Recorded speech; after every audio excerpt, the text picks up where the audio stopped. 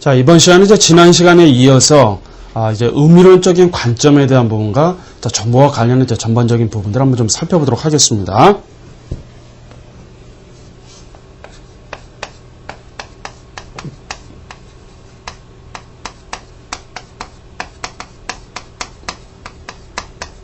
자, 이제 의미론적인 관점에 대해서 우리가 한번 좀 살펴보도록 할까요? 자, 의미론적인 관점인 경우에는 자, 여기서는 이제 의미론과 이제 관련한 부분들을 이제 언급을 하는 것이죠. 의미론. 그래서 더 많은 양의 그런 정보라고 하는 것은 새로운 유형의 사회에 존재할 수 있다. 주장에 좀 반대하는 자, 그런 부분이라고 보는 것이죠. 그래서 이 의미론적인 관점에 있어서는 대표적인 학자들이 있습니다. 대표적 학자.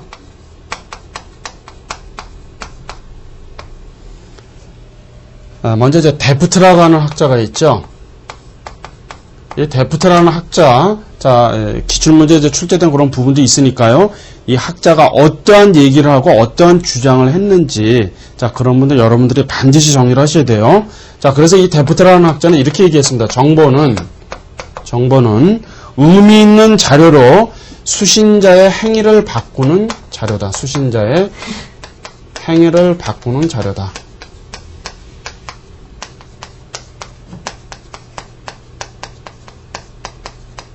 이렇게 좀 보는 것이죠. 데프트라고 하는 학자는. 자, 그 다음에 바토라고 이제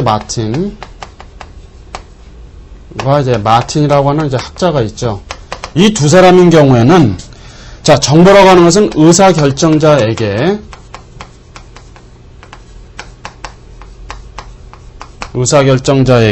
의미 있는 형태로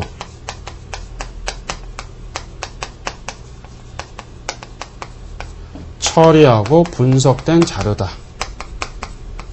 처리하고 분석하는 그런 자료다라고 이제 보는 것이죠. 자, 그 다음에 이제 세 번째로, 자, 웹스터라고 하는 학자가 있습니다. 웹스터. 자, 여러분, 이 웹스터라고 하는 학자는 좀 주목을 좀 하셔야 돼요. 의미론적인 관점에서. 이 웹스터와 관련한 부분은 잘 보셔야 됩니다. 자, 정보라고 하는 것은 의미가 있으며 주제를 가지고 있다. 의미가 있고, 주제가 있다, 주제가. 이렇게 좀 강조한 사람이죠. 그래서 사람이나 사물에 대해서 어떤 지침을 제시하는 그런 것이 바로 뭐다? 정보다라고 이제 보는 겁니다. 정보가 그런 의미를 가지고 있다라고 이제 보는 것이죠. 그 다음에 로작이라고 하는 사람이 있습니다. 로작. 자, 이 로작이라는 사람은 어떤 그런 의미론적인 그런 내용하고는 관계없이 이렇게 얘기하는 겁니다. 관계없이 송신자와 수신자를 연결한다. 송신자와 누구를? 수신자를 연결한다. 연결하는 그러한 역할을 담당한다. 그래서 그런 부화된 모든 것을 지칭하는 것을 바로 이 로작이라고 하는 사람은 그렇게 좀 정의를 내렸다고 하는 것이죠. 그래서 의미론적인 관점에서는 이런 4명의 학자를 여러분들이 잘 정리를 좀 해주시면 되겠고요. 자, 그럼 이제 두 번째 특징이죠. 자, 의미론적인 관점에서는 도대체 어떠한 특징을 가지고 있는가. 자, 그런 부분들을 여러분들이 보시게 되면, 자, 정보를 내용이나 아니면 질적, 또 의미론적인 그런 측면에서 정의를 좀 내렸습니다. 그리고, 자, 로작인 경우에는 송신자, 수신자를 연결하는 그런 그 역할을 하는 것이 바로 이제 정보라고 이제 의미를 했습니다만은, 어떤 일반론적이나 양적인 정의에 대해서는 로작은 많은 좀 비판을 좀 제기하기도 했죠. 그 다음에 데이터, 자료, 정보, 지식, 자, 이런 부분들 좀 구별을 하는 그런 부분도 있었다. 그래서 정보라고 하는 것은 소유하는 것도 있지만, 그리고 알게 되는 것, 자, 그런 부분들 구별할 필요성이 있다라고 이제 보는 것이죠. 자, 다음은 이제 우리가 살펴봐야 하는 것은, 자, 정보가 가지고 있는 특성입니다. 정보는 어떠한 특성을 가지고 있는가. 특성에 대해서 우리가 한번 좀 살펴보도록 하죠. 먼저 우리가 볼 것은 자원으로서 이제 보는 겁니다. 자원으로서 정보는 어떠한 부분들이 있는가. 자, 자원으로 봤을 때에는 이런 의미입니다. 자, 다른 자원들과 결합을 하면 그 가치는 배가한다라고 합니다. 배가한다는 건 뭔가 그 가치가 점점 높아진다, 이제 그런 얘기죠. 배가한다. 그리고 정보는 분배해도 감소되지가 않고 그 가치는 증대한다. 가치는 점점 증대할 수가 있다. 자, 자원으로서의 어떤 그런 성격입니다. 자, 그 다음에 하나의 그 생산, 자, 정보라고 하는 것이 생산도 가능하고 가공, 그 다음에 분배, 자, 이런 부분들도 이제 가능하기 때문에 하나의 상품으로서 취급이 된다. 그 다음에 이제 자기 규제적이고 자체 조직적이기 때문에 정보 간의 융합이 용이하다. 정보 간의 융합이 용이한 측면이 있다라고 이제 보는 것이죠. 자, 또 어떤 그 세력을 가진 집단으로 하여금 어떤 새로운 정보를 또 생성할 수도 있겠고요. 자, 그런 부분들이 가능하다. 이것이 이제 바로 자원으로서 보는 겁니다. 자원. 자, 여기서는 이제 자원으로서 보는 것이죠. 자원. 자, 그 다음에 이제 두 번째로는요, 이것을 이제 상품으로 봅니다. 상품으로. 상품으로서는 어떻게 보는가? 이거는 이제 상품입니다, 여러분. 상품으로서는 어떻게 보는가? 자, 몇 가지 좀 살펴보자면은요. 자, 무료에서부터도 가능하지만, 무료인 정보도 있지만, 어디까지? 내가 일정한 비용을 부담하면서 유료 정보까지도 다양하다라고 하는 것이 유료의 정보까지. 상품이기 때문에 그런 겁니다. 자, 그 다음에 이제 두 번째로는 이제, 자, 낮은 비용으로도 무한 생산이 가능하다.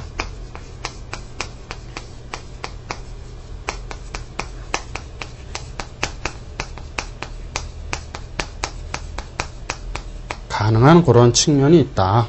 자, 그 다음에 이제 세 번째는 뭐냐면은 사용 기간에 따라서 감가상각이 되지 않는다. 감가상각.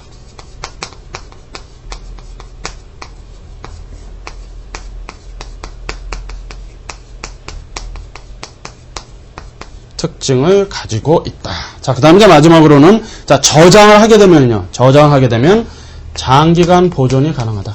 저장하면 장기간 보존도 가능하다. 자, 이것이 바로 이제 어떤 상품으로서의 바라본 정보라고 보시면 되는 것이죠. 그래서 자, 자원으로 바라봤을 때 하고 또 반대되는 상품으로서의 어떤 정보가 가지고 있는 의미에 대해서 여러분들이 정확하게 구분을 좀 하실 필요성이 있습니다. 자, 그 다음에 이제 세 번째로는요, 바로 자, 일반 재화와 이제 구별되는 부분이죠. 일반 재화. 재화와 이제 구별되는 경우에 정보는 과연 어떻게 바라봐야 되는가? 자, 그 부분 한번 보신다면은, 자, 일반 재화 구별하는 부분이죠. 이런 부분도 여러분들 잘 정리해 두셔야 됩니다. 정보라고 하는 건 어떤 부분이다? 자, 무형성이다. 자, 무형성이라는 건 뭐니까 없을 무니까요. 형체가 없는 그런 부분이죠. 그래서 무형성이다. 그래서 굉장히 유동적이다. 유동적. 자, 그 다음에 이제 두 번째입니다. 자, 적시성이라고 하는 부분이죠. 여러분, 이 적시성이라고 하는 의미 이겁니다. 적절한 시기에 유효적절하게 제공이 되어야 되겠죠. 정보라고 하는 의미 그런 부분 아닐까요? 적시성, 유효적절한 시기에 때마침 제공이 되는, 그래서 전달이 되고 획득하는 시점이 굉장히 중요하죠. 획득 시점입니다. 획득 시점이 중요하다. 그런 의미를 좀 담고 있습니다. 자, 그 다음에 이제 세 번째죠. 자, 독점성입니다. 독점성. 자, 독점성이라고 하는 부분들은, 자, 정보 공개라고 하는 것이 이제 반공개도 될 수가 있습니다만은 비공개라고 하는 그런 차원 속에서 있는데, 비공개가 좀 더 큰 가치를 가진다는 거죠. 비공개가. 큰 가치를 가지고 있다. 자, 그 다음에 이제 네 번째입니다. 네 번째는 이제 비소모성이죠. 자, 비소모성이라고 하는 것은 이런 부분이다. 하나의 정보를 여러 사람들이 이용할 수 있다는, 여러 사람이 이용하다. 여러 사람이 이용한다. 이용할 수 있다. 자, 그 다음에 가치의 다양성. 가치가 다양하다. 자, 가치의 다양성이라고 하는 것은 여러 가치가 존재할 수 있다. 자, 그런 으로 보시면 되겠고요. 자, 다음은 이제 자기조직성이다. 자, 자기조직성이라고 하는 것은 정보 간의 어떤 융합이, 컨버전스라고도 하죠. 융합이라는 부분들이 발생이 된다라는 겁니다. 자기조직성이라는 것은 정보 간의, 자, 융합이 발생한다. 발생할 수 있다라고 이제 보는 것이죠. 자, 그 다음에, 자, 누적의 가치성. 자, 누적 가치성이라고 하는 것은, 자, 누적이 되면 될수록 어떻게 된다는 얘기예요? 그 가치는 높아진다. 이제 그런 얘기입니다. 말 그대로. 누적이 되면 누적이 될수록 그 가치는 증가한다라고 이제 보는 것이죠. 자, 그 다음에는 이제 비분할성입니다. 비분할성이다. 자, 비분할성은 뭡니다? 분할. 나눠지지 않는다, 이제 그 얘기죠. 나눠지지 않는다. 그래서 그 데이터는 어떤 하나의 집합체로 전달이 되면서 존재를 하기 때문에 사용할 때만 의미가 있다. 그래서 분할이 되지 않는다라고 그렇게 여러분들이 이해를 하시면 된다는 것이죠. 자, 다음은 이제 결과를 지향한다. 결과를 지향하는 그런 성질도 가지고 있다라고 이제 보는 것이죠. 자, 다음은 이제 매체에 의존한다. 매체 의존성. 자, 그 어떤 그런 매체들이 존재할 수가 있죠. 그래서 매체를 통해서만 이런 부분들이 가능하다라고 합니다. 전달이 가능하다. 자, 그 다음에 이제 무한 재생산이 가능하다. 무한의 재생산. 자, 무한의 재생산이라는 것은 매우 낮은 가격으로 해서 무한적으로 재생산이 가능하다라는 그런 부분이 있겠고요. 그 다음에 또 무한 가치성이 있다.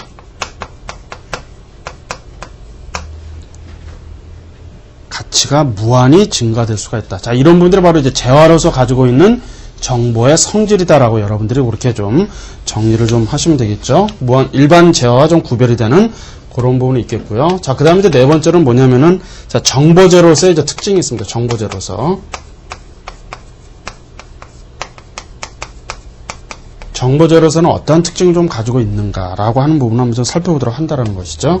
그래서 먼저, 비경합성, 비배제성.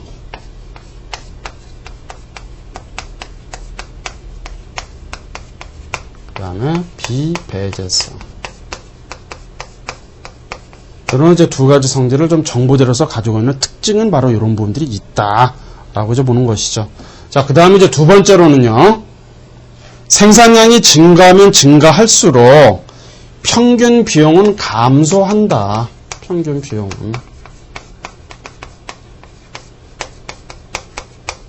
감소하는 이러한 특성을 가지고 있다. 자, 그 다음에 이제 세 번째죠. 파괴 불가능성. 자, 파괴가 불가능하다.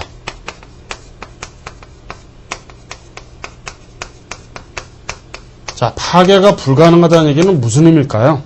자, 영원히 존재한다. 이제 그런 얘기입니다. 불가능하다. 파괴 자체가 불가능하다는 얘기는 영원히 존재하는 것이죠. 영원히 존재할 수 있다. 그런 얘기입니다. 자, 그 다음에 이제 재생산이 가능하다. 이 부분도 이제 계속 지금 반복이 되고 있습니다만은 재생산이 가능한 그런 성질이 있다라고 이제 보시면 되겠고요.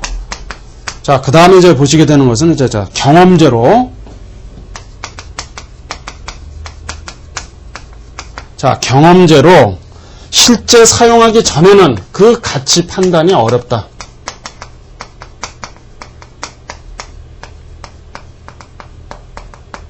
그래서 이제 경험을 내가 해봐야만이 그것을 이제 사용 가치라는 것을 알 수 있다. 이제 그런 얘기죠.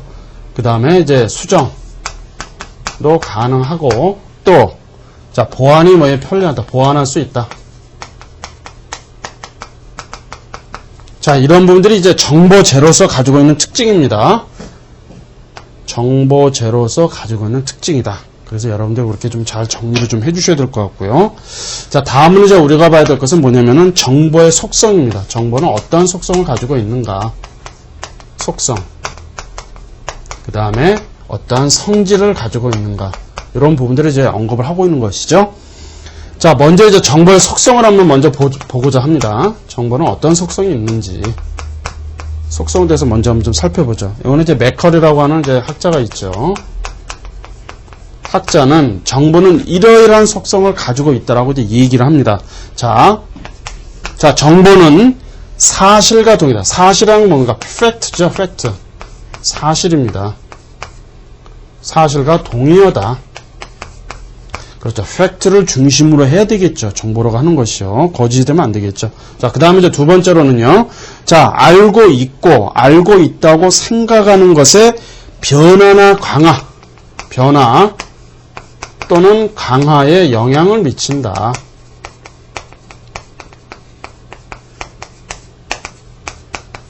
그 다음에 이제 세 번째죠.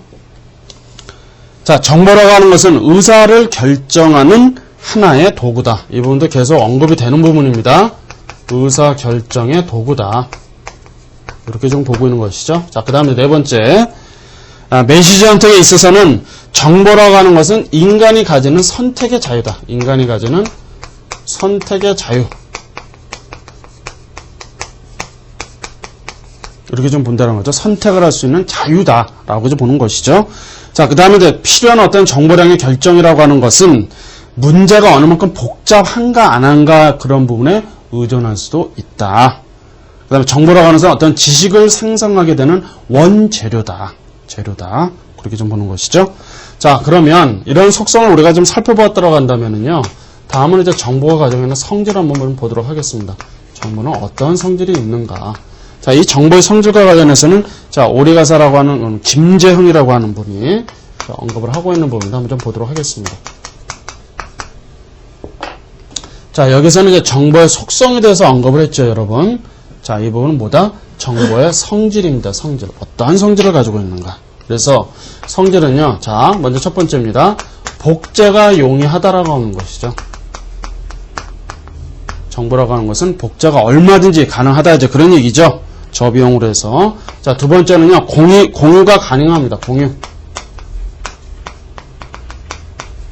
내가 혼자만 가지고 있는 것이 아니라 다른 사람들하고도 그런 부분들이 공유가 가능하다. 복제하고 유포가 가능하기 때문에 공유가 가능하겠죠. 자, 그 다음에 이제 전달이 용이하다. 전달이 매우 용이하다. 자, 다음은 이제 복제죠. 복제가 용이하다. 복제가 가능하겠죠. 장시간, 복제가 아니라 정정합니다. 보존이 가능하죠. 보존이. 수정하겠습니다. 장기간의 보존이 가능하다라는 의미죠. 그 다음에 이제 가치의 상대성. 가치가 이제 달라질 수가 있다. 상대성입니다. 그 가치는 달라질 수가 있다. 상황에 따라서 얘기하는 거죠. 그 다음에 이제 누적성에 따라서, 누적성에 의해서, 누적이 되게 되면, 누적성에 의해서 가치가 증가한다. 자, 정보라고 하는 것이 계속 누적이 되게 될수록 그 가치는 어때요? 상대적으로 증가될 수가 있다. 자, 그런 얘기죠. 그 다음에 이제 순환이 가능하죠. 순환이 가능하다. 그 다음에 마지막으로 보게 되면, 자, 매매. 자, 이런 정보라고 하는 것도 그 가치가 높다라고 한다면 어떻게 할 수가 있죠? 사고 팔 수가 있는 것이죠. 매매가 가능하다라는 겁니다. 매매가 거래될 수가 있다라고 하는 것이죠. 바로 이런 부분들이 정보가 가지고 있는 성질이다라고 여러분들 그렇게 좀 정리를 좀 해주시면 되겠고요.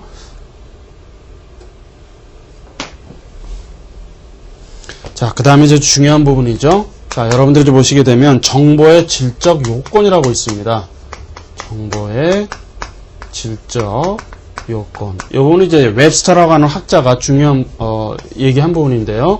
이 부분이 또 출제된 부분이 있죠. 이런 분들 여러분들 다시 좀 잘 보셔야 됩니다. 웹스터라는 학자가 정보의 질적 요건 이 네 가지를 언급을 했었는데 이 부분이 이제 기출문제 출제된 부분이 있으니까 잘 좀 정리를 해 주십시오. 자, 먼저 첫 번째 뭐다? 적합성입니다. 적합성. 적합해야 된다. 적합성이라고 하는 이런 것이죠. 정보가 의사결정에 기여하는 정도에 따라서 그것은 그 정보는 어떻게 된다는 얘기죠? 적합해야 된다라고 하는 거죠. 적합해야 된다.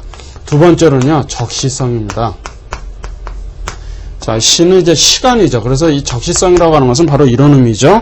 자, 시점이 굉장히 적시에 제공이 돼야 된다는 얘기예요. 시점이 굉장히 중요하다는 거죠.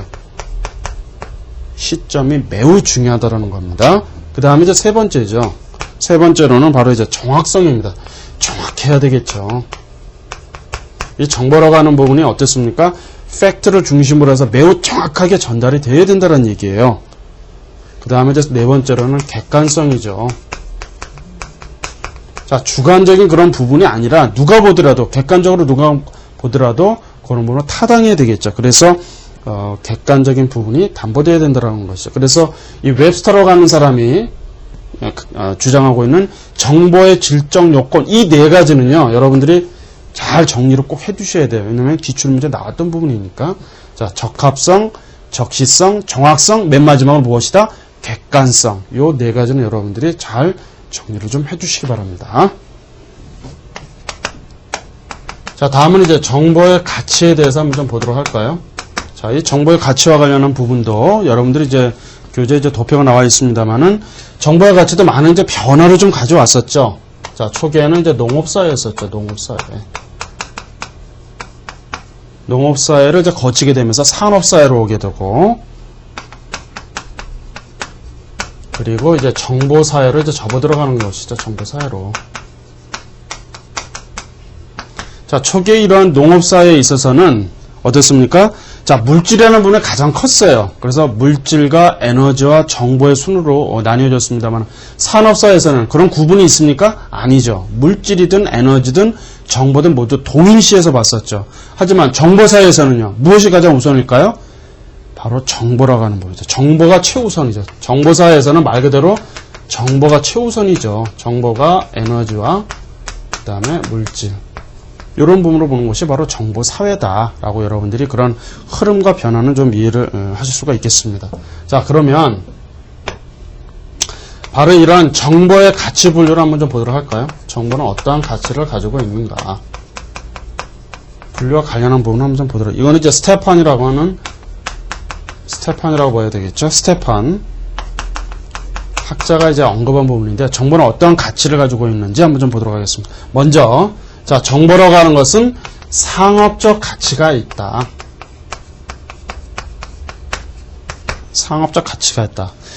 그 상업적 가치는 뭡니까? 상업적인 가치라고 하는 것은 상업이라는 보니까 어떤 상품성이죠. 상품성이 있다는 얘기죠.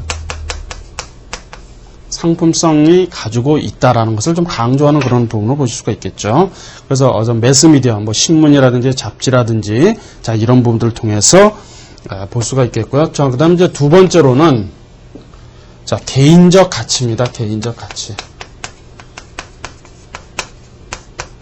자, 개인적인 가치라고 본다면, 어떠한 그 자산으로서의 성격도 가지고 있다라고 하는 것이죠. 개인적 가치라고 한다면, 자산으로의 성격을 가지고 있다. 이것이 바로 개인적인 어떤 가치라고 볼 수가 있는 것이죠. 그 다음에 이제 세 번째로는, 자, 공공적 가치입니다. 공공적 가치. 자, 이 공공적인 가치라고 하는 것은 개인이 어떤 가지고 있는 부분들보다 공공이니까요. 여러 사람들이 함께 공유할 수 있는 어떤 그런 성격으로 볼 수가 있겠죠. 그래서 공공적인 어떤 그런 부분들, 공공성을 가지고 있는, 자, 그런 부분들과 연관해서 볼 수가 있는 겁니다. 그래서 언론의 자유, 의사표현의 자유라든지, 자, 그런 부분들과 연관이 되어 있는 것이 공공적 가치다. 라고 이렇게 여러분들이 보시면 되겠죠. 이런 부분들이 바로 이제 정보가 가지고 있는 가치와 관련한 부분이라고 여러분들이 이해를 하시면 되겠습니다. 이런 부분도 여러분들이 잘 좀 정리를 좀 해주셔야 될 것 같고요. 자, 다음은 이제 정보 유형으로 좀 우리가 한번 좀 살펴보도록 하죠. 정보는 어떠한 유형들이 있는지. 유형에 대해서 한번 좀 보도록 할까요? 유형. 자, 이 정보의 유형과 관련한 부분인데요. 출제될 확률이 굉장히 높은 부분이에요. 그래서 여러분들이 잘 정리를 해주셔야 됩니다. 먼저 특성에 의해서 분류를 합니다. 특성.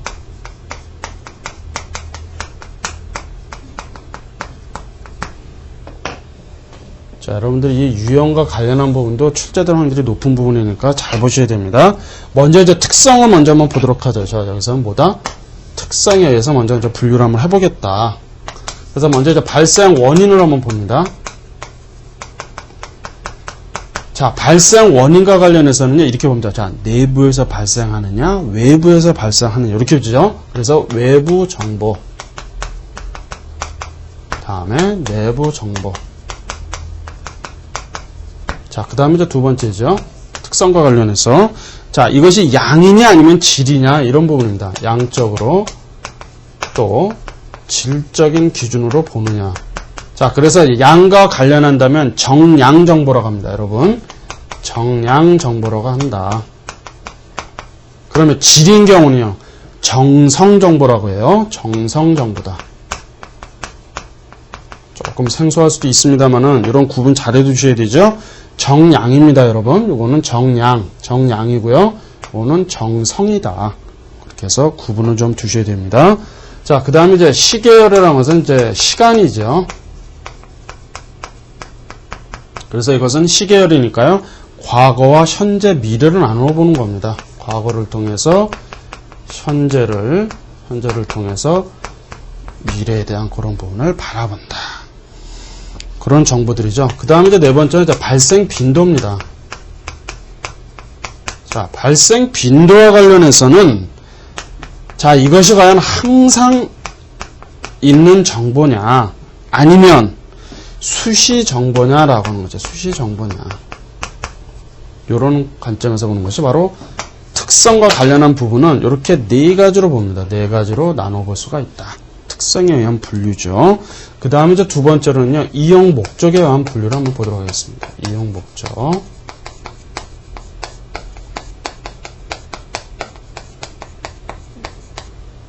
자, 이 부분 한번 이렇게 보죠. 이용 목적에 의해서 한번 분류를 한번 해본다라고 보는 것이죠. 자, 먼저 이제 기호 정보죠. 기호 정보다. 자, 기호 정보라고 하는 것은 여기서 이제 몇 가지 좀 나누어 봅니다. 실시간으로 보여주는 정보가 있죠. 실시간 정보. 자, 여러분 이제 실시간 정보인 경우에는 이제 기상 예보와 관련한 부분들이 이제 실시간으로 이제 전달이 돼야 되는 그런 부분들이죠. 그 다음에 자, 증거 정보라는 부분도 있습니다. 증거 정보다. 자, 증거 정보라고 하는 것은 시간이 지난다고 하더라도 그날 예를 들어서 어떠한 날과 시간과 장소에 발생이 되었던 것을 증명할 수 있는 거예요. 뭐가 있을 수 있을까요?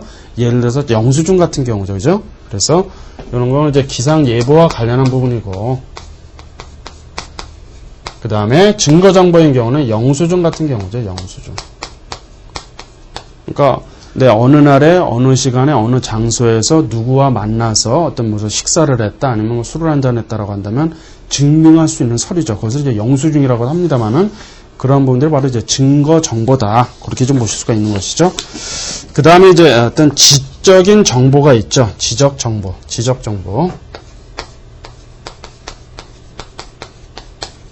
지적인 정보가 있겠고요.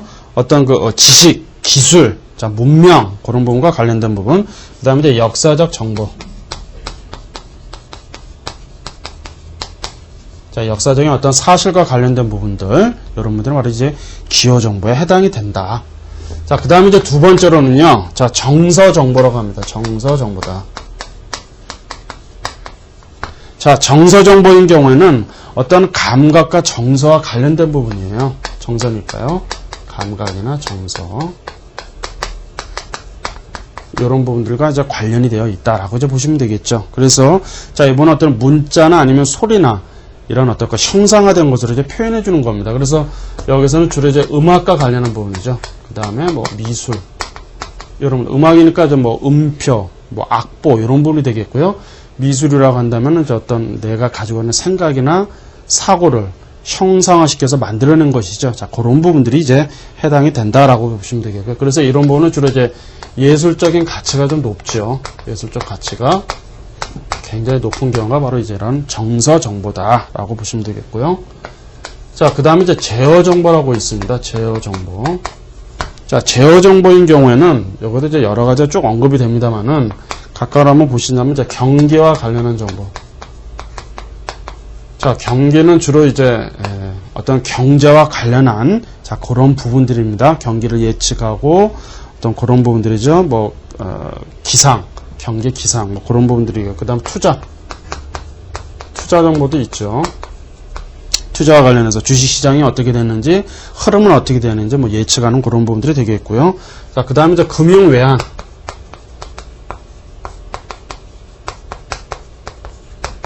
외환 거래라든지 그런 부분들의 시세와 관련한 부분들.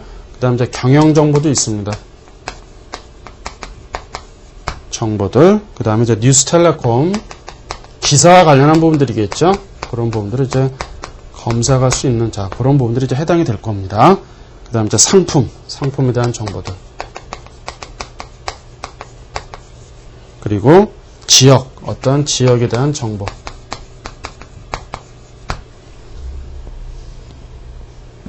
자, 그 다음에 이제 IC 정보라고 하는데요. 여러분 이제 IC라고 해서 인터그레이드 서킷이라고 해서 이제 직접 해로죠. 반도체와 관련한 부분이니까요. 이런 부분들이 이제 반도체와 관련한 부분들입니다. 반도체. 뭐 소자와 일렉트릭과 관련한 부분이죠. 그래서 어떤 뭐 이런 전자 시장 또는 뭐 반도체 시장과 관련한 부분들. 이런 부분들이 이제 IC 정보에서 다루는 거죠. 이런 부분들이 이제 바로 제어 정보라고 합니다. 제어할 수 있는 하나의 정보다라고 이제 그런 예들을 우리가 한번 좀 살펴보았다라고 하는 것이죠. 자, 다음은 이제 이용 주체에 따라서 한번 좀 보도록 하죠. 이용 주체에 따른 분류입니다.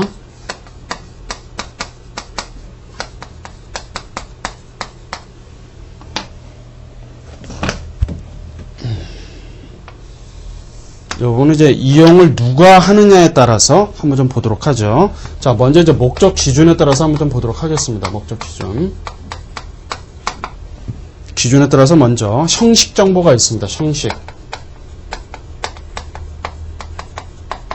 형식 정보가 있다. 그래서 형식 정보라고 하는 것은 정보의 이용 주체에게 그런 의미를 형식적으로 전달하는 그런 하나의 단순한 사실을 말하는 것이고, 두 번째로는 의미 정보라고 하는 부분이 있다. 의미 정보죠. 자, 의미 정보라고 하는 것은 특정한 어떤 목적을 달성하는 데 유용하고 그런 의미를 전달하는 데 있어서 어떤 그 유무와는 좀 관련이 없다. 그래서 누가 대상에서 프로그래머죠. 프로그래머 실제 기획하고 만들어내는 사람이 이제 프로그래머죠. 그 다음에 이제 패션 분야의 경우 이런 분들은 바로 이제 의미 정보라고 볼 수가 있다. 형식과 의미로 해서 정보를 구분해 볼 수가 있다. 그 다음에 이제 두 번째 가치 기준입니다. 가치의 기준. 가치 기준과 관련해서는 자, 그것이 말하는 가치 있는 정보냐라고 보는 것이죠. 가치 있는 정보냐 도대체. 정보냐라는 그런 부분으로 볼 수가 있는 것이죠. 그래서 여기서는 이제 수단적으로 수단적인 어떤 정보냐. 또 두 번째는 진짜 목적적인 정보냐. 그리고 어떤 서비스제적 정보냐. 이러한 세 가지가 바로 이제 가치 있는 정보라고 이제 볼 수가 있는 것이죠. 그런 의미로 여러분들이 볼 수가 있겠고요. 그 다음에 가치가 없는 정보는 말하자면 가치가 없는 정보가 될 수가 있으니까요. 그런 의미로 좀 보실 수가 있겠습니다. 자, 그 다음에 이제 비용 기준과 관련해서 한번 보도록 할까요? 비용 기준. 자, 비용과 관련한 부분이니까요. 자, 정보통신 산업에 있어서는 어떻습니까? 그러한 정보를 획득하게 되면 비용을 어떻게 되나? 지불을 해야죠. 그래서 비용과 관련한 부분이겠고요. 그 다음에 정보 획득에 소요되는 어떤 비용들을 또 절감할 수도 있다. 그런 부분들이 되겠고, 또 어떤 아무런 비용도 들이지도 않으면서 획득하지도 않으면서 그 관련된 정보도 존재할 수가 있다. 그 다음에 또 많은 비용을 아무리 내가 지불한다고 하더라도요, 상황에 따라서 어떻다는 얘기예요? 획득하기 어려운 정보도 존재한다라고 보는 것이죠. 자, 그 다음에 이제 정보의 어떤 구입 비용이라든지 그런 가격과 관련해서는 조금 상이한, 실제와는 상이한 그런 부분도 형성이 될 수 있다. 그런 부분이 될 수가 있겠고요. 그 다음에 정보의 어떤 제공되는 시점과 관련한 부분, 자, 그런 부분에서 여러분들이 정의를 하시면 되겠습니다. 자, 그 다음에 정보의 전달 대상.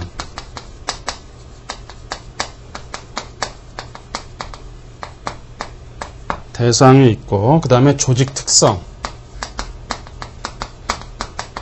그 다음에 매체에 의해서도 우리가 좀 살펴볼 필요성이 있다고 하는 것이죠. 우선 먼저 전달 대상에 대한 기준이죠. 전달 대상. 자, 전달 대상과 관련해서는 먼저 그것이 공적인 정보냐, 공적인 정보냐라고 좀 먼저 보는 것이죠. 그래서 공통적으로 사용할 수 있는, 이용할 수 있는 그런 물질의 정보를 말하는 것이냐라고 하는 것이죠. 그 다음에 그것을 또 사적으로 볼 수 있는 것이냐라고 이렇게 나눠 볼 수가 있다. 그 다음에 이제 조직의 특성과 관련해서 이제 기준을 좀 살펴보는 것이죠. 조직 특성과 관련해서는 그것이 바로 공식적인 정보냐, 공식인가, 아니면 비공식인가, 비공식 정보인가. 이렇게 좀 나눠볼 수가 있습니다. 그 다음에 이제 세 번째로는 그 매체 기준이죠. 매체는 어떤 부분을 기준으로 하는가. 그래서 매체 기준과 관련해서는 그것을 매스컴을 통해서 하는 것이냐, 매스컴을 통해서 하는 것인가, 아니면 그것을 비매스컴, 매스컴이 아닌 비매스컴을 통해서 하는 것이냐. 이런 부분들이 바로 이제 매체 기준과 관련한 부분이라고 보실 수가 있겠죠. 자, 그 다음에 이제 어떤 기능에 따른 분류를 한번 볼까요? 기능에 따른 분류.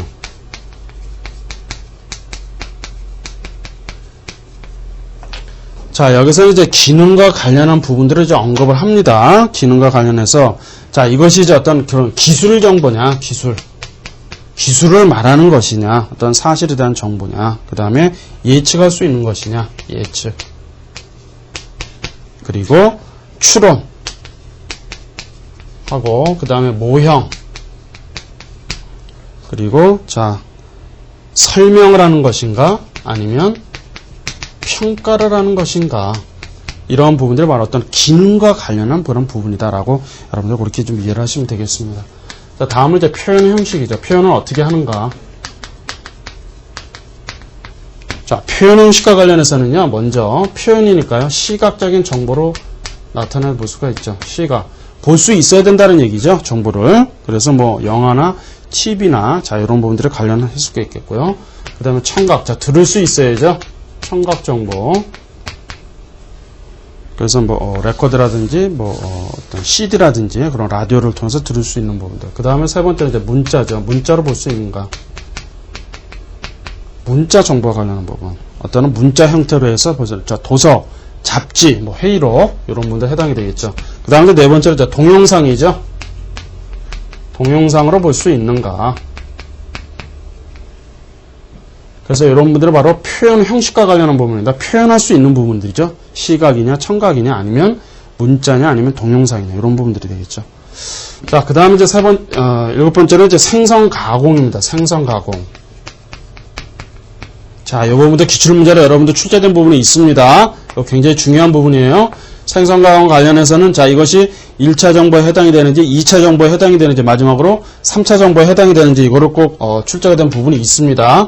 이 부분 잘 정리해 두셔야 돼요. 그래서 1차 정보, 두 번째로는 2차 정보, 그 다음에 세 번째가 이제 3차 정보로 나뉘어지게 되는 것이죠. 세 가지로 나뉘어지죠.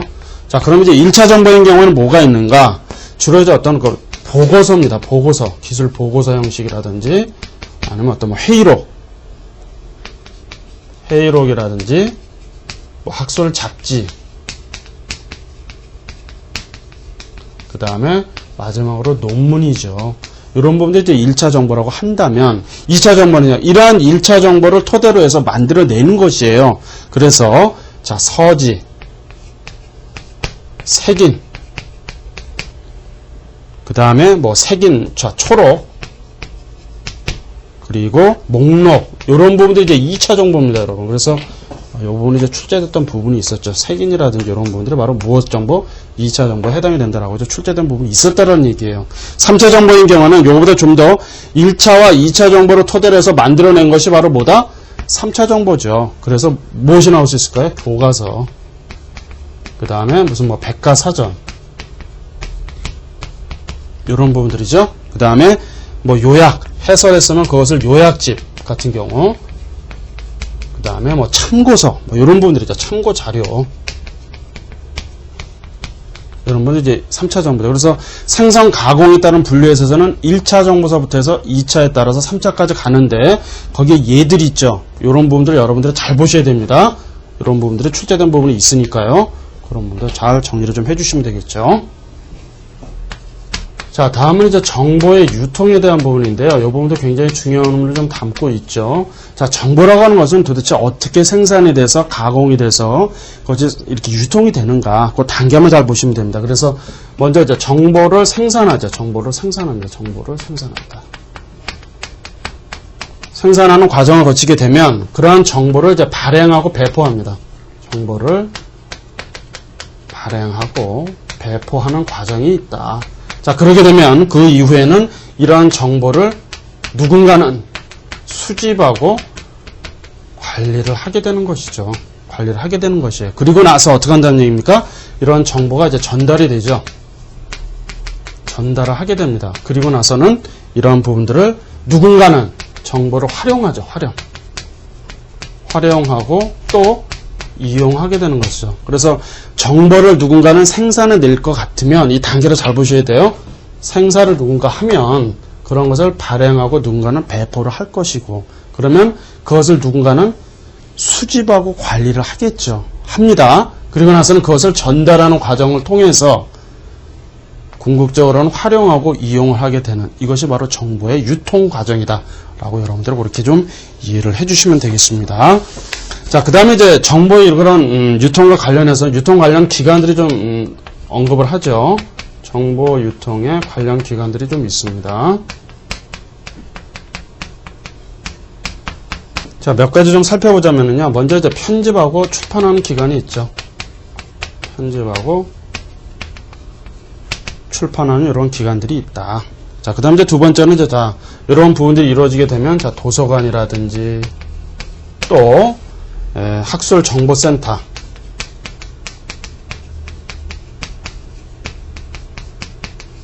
자, 그리고 이제 평생교육의 학습관, 이런 분들이 요즘 이제 많이 지어지고 있습니다만은 평생교육에 대한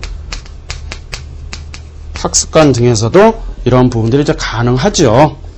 자, 그 다음에 이제 초록, 색인지. 자, 2차 정보입니다만은 초록이라든지 또는 색인지 등을 작성하는 그런 기관도 있다. 자, 이런 부분들이 있다고 하면 찾아내기가 쉽죠. 그러니까 어떤 키워드를 통해서 보게 되면 색인이니까요. 그 키워드를 통해서 그 정보를 내가 바로 할 수가 있죠. 그 다음에 클리어링 하우스라고 있는데, 자, 이 클리어링 하우스라고 하는 것은 이럽니다. 정보원의 어떤 안내 서비스를 담당한다. 정보원의 안내 서비스.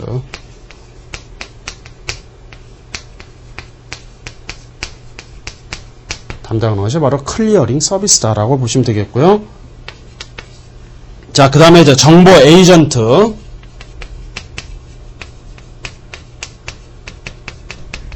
그 다음에 이제 브로커라고 하죠. 자, 의미가 좀 그렇습니다만은 정보 에이전트와 브로커라고 한다면 이런 의미입니다. 그러니까 특정한 어떤 이용자에게 적합한 자료를 제공하면서 해줄 수 있는 그런 역할을 에이전트와 브로커가 그런 역할을 담당한다라고 이제 보시면 되겠죠. 그런 의미로 보시면 되겠습니다.